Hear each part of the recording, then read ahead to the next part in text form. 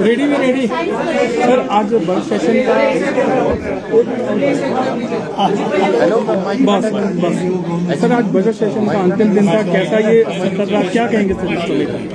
देखिए, budget session में हमारी सरकार ने समाज के सभी वर्गों का कुछ न कुछ ध्यान रखा और मैं धन्यवाद करना चाहूँगा कि जो भी सवाल हमारे सत्ता पक्ष और विपक्ष के विधायकों ने पूछे, हमारे सभी मंत्रिमंडल के सदस्यों ने उनका सही उत्तर दिया।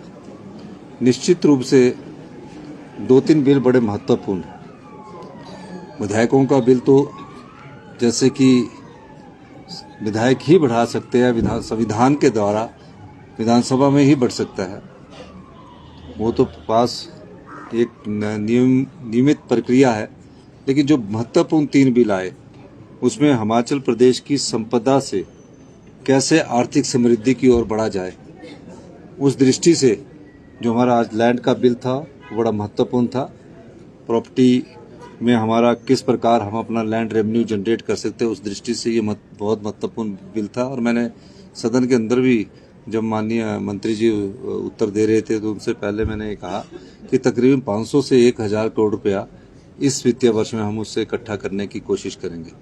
दूसरा बिल, जो युवा पीढ़ी हमारी नशे में चली गई है और नशे के खिलाफ उनको हमारा जो एक जीरो टॉलरेंस अगेंस्ट ड्रग्स है, उसके खिलाफ हमने एक जो पिछले 3 महीने से अभियान चलाया हुआ है, उसमें जिस प्रकार कई बेल्स हो जाती है और दोबारा से वो लोग उसी कार्य में लग जाते हैं, उनके खिलाफ हमने एक बिल इस विधानसभा क्षेत्र में लाया है और नाइज क्राइम का बिल हमने इस विधानसभा में लाया है, जिसमें मृत्यु दंड का प्रावधान किया है, 10 साल की सजा का प्रावधान किया है। इसलिए ये बड़ा ऐतिहासिक सत्र था।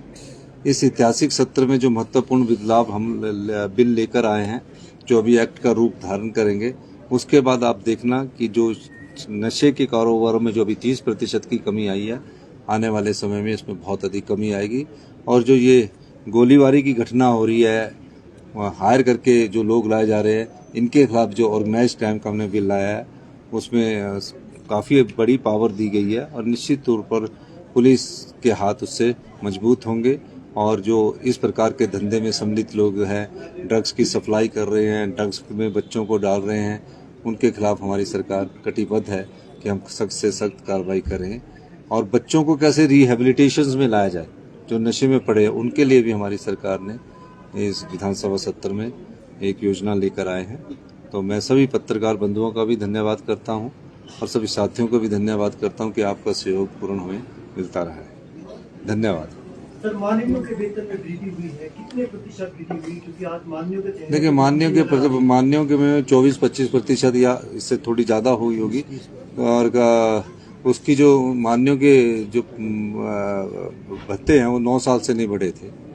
और ये भत्ते इसलिए चर्चा में आते हैं क्योंकि इसके लिए सरकार नहीं कुछ कर सकती। हम तो सरकार है, जो मंत्रिमंडल के सदस्य है वो विधानसभा में ही लाना पड़ता है। 9 साल के बाद बिल आता है। अब चीफ सेक्रेटरी साहब की पे है 3 लाख, 3.5 लाख।